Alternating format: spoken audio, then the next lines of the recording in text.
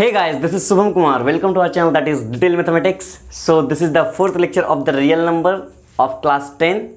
Today we are going to study about the fundamental theorem of arithmetic.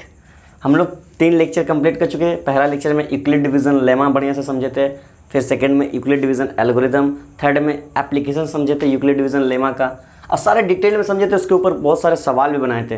तो आज का जो मेन थ्योरम है, ये थ्योरम बहुत ही खास है. ये थ्योरम क्या बोलता है? Fundamental theorem of the arithmetic.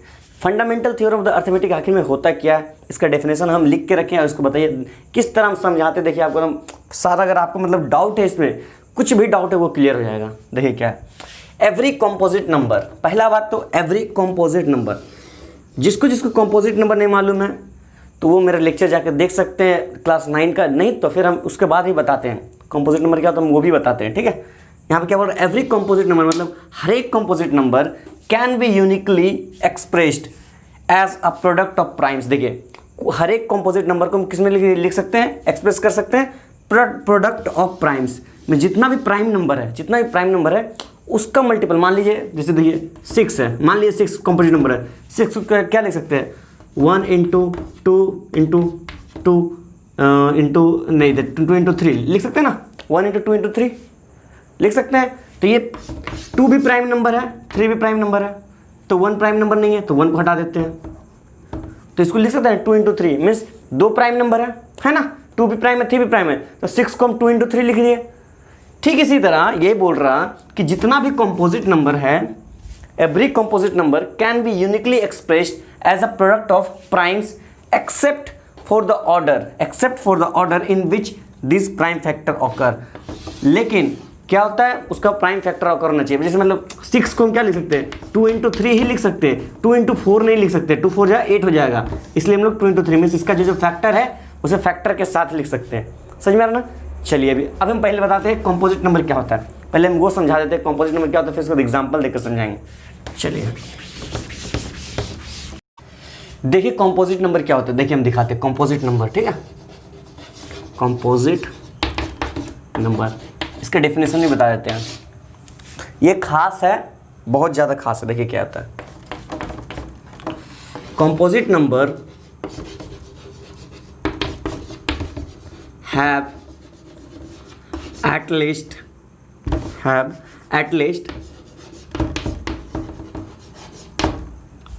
one factor other than 1 and itself. समझ में आ रहा? देखिए कॉम्पोजिट नंबर वो नंबर है जिसका कम से कम एक फैक्टर हो, किसके अलावा? Other than 1 and itself. जैसे मान लिए 2 का फैक्टर क्या होता है? 1 और 2. जिसका 1 और 2 फैक्टर, जिसका सिर्फ 1 और सिर्फ खुद से और 1 से डिविजिबल हो, उसको क्या बोलते हैं? Prime number. क्या बोलते हैं? Prime number. समझ में आ रहा ना? जिसका अगर ये दोनों से ज्यादा आ जाता है, समझ में आ रहा ना, ये दोनों से ज्यादा फैक्टर आ जाता है. जैसे कम से कम एक बोला है, 1 2 3 4 जितना भी आ सकता है, लेकिन कम से कम एक, ये दोनों छोड़ के. समझ में आ रहा ना? तो वो क्या हो जाएगा? Composite number. क्या हो जाएगा? Composite number. एग्जाम्पल दिखाएं? एग्जाम्पल दिखाते. चलिए देखिए एग्जाम्पल दिखाते आपको.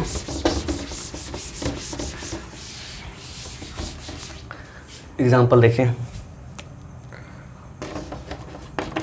कोई भी नंबर लेते हैं. 9. क्या 9 कॉम्पोजिट है? देखिए इसका कितना फैक्टर होता है. पहले बात तो 1 होगा फैक्टर, 2 होगा, 3 होगा, सॉरी 2 नहीं होगा, 3 होगा ना.